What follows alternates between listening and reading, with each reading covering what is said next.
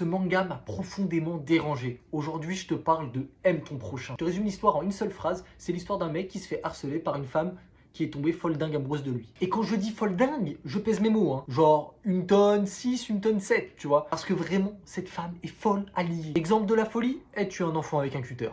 Voilà. Donc, qui n'est pas conseillé aux âmes sensibles et aux enfants. Honnêtement, si t'as moins de 18 ans, ne va pas lire ce manga. J'aimerais que tu puisses dormir la nuit. Le pire dans Aime ton prochain, c'est pas l'histoire, même si elle est déjà très deep, c'est les dessins. Le style de dessin fait très enfant et très pur. Ce qui ne concorde pas du tout avec l'histoire, en fait. Et donc, ça rend le tout encore plus malsain. Je m'attendais pas à ce genre d'histoire, je m'attendais pas à ce genre de dessin. Et ça fait un mélange un peu bizarre. Mais on se rend compte au final que ce mélange est assez unique et qui va pouvoir permettre deux choses. Soit de dédramatiser un peu la chose parce que c'est un style enfantin. Donc, en enlevant le côté réaliste, on va prendre un peu de recul et se rendre compte que c'est une histoire, soit se permettre encore plus de rentrer dans la folie de l'œuvre parce que tout simplement on dirait que c'est des enfants qui font ça et c'est très dérangeant. C'est un manga que j'ai trouvé assez intriguant même si c'est loin d'être ma came. Je pense que ça peut plaire à pas mal d'entre vous même si évidemment c'est fortement déconseillé aux enfants. Je te laisse me donner ton avis en commentaire si tu l'as lu et je te dis à la prochaine. Ciao.